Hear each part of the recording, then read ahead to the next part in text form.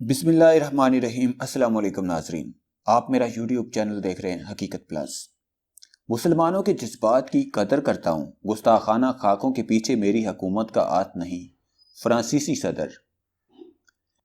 Media اور social media نے گستاخانہ خاکوں کے متعلق بیان کو توڑ مروڑ کر پیش کیا، جس سے یہ تاثر گیا کہ میں اس عمل کی حمایت کرتا ہوں۔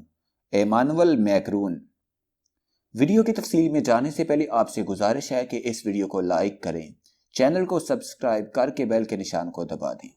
فرانسیسی صدر نے کہا ہے کہ گستاخانہ خاکوں کے پیچھے ان کی حکومت کا کوئی ہاتھ نہیں ہے، بلکہ وہ تو مسلمانوں کے جذبات کی قدر کرتے ہیں۔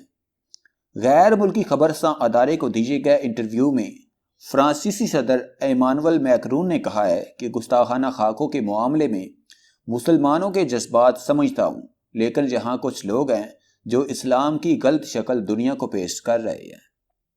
انہوں نے کہا کہ میڈیا اور سوشل میڈیا نے ان کے گستاخانہ خاکوں کے متعلق بیان کو توڑ مروڑ کر پیش کیا، جس سے یہ تاثر گیا کہ میں اس عمل کی حمایت کرتا ہوں۔ اس بیان سے غلط تاثر گیا، جس کے بعد دنیا بھر کے مسلمانوں نے فرانسیسی مصنوعات کا بائیکاٹ کیا۔ خبرساں ادارے کے مطابق ایمانوئل میکرون کا کہنا تھا کہ دہشت گردی سے سب سے زیادہ متاثر مسلمان ہو رہے ہیں، اور دہشت گردی کی یہ کارروائیاں مذہب کے نام پر کی جا رہی ہے، جو کہ اسلام اور مسلمانوں کے لیے پریشانی کا باعث بن رہی ہے۔ میرے بیان کا ہرگز یہ مقصد نہیں تھا کہ کارٹون بنانا اچھا عمل تھا، جہاں حکومت فرانس اس کام کی حمایت کرتی ہے۔ میرے بیان کو غلط رنگ دیا گیا۔ واضح رہے کہ فرانس کے ایک سکول میں گستاخانہ خاکوں کی اشاعت پر استاد کے قتل پر فرانسیسی صدر نے اسلام مخالف بیان دیا تھا، جس کے بعد دنیا بھر کے مسلمانوں کی جانب سے فرانسیسی مصنوعات کے بائیکاٹ کا اعلان کیا گیا تھا۔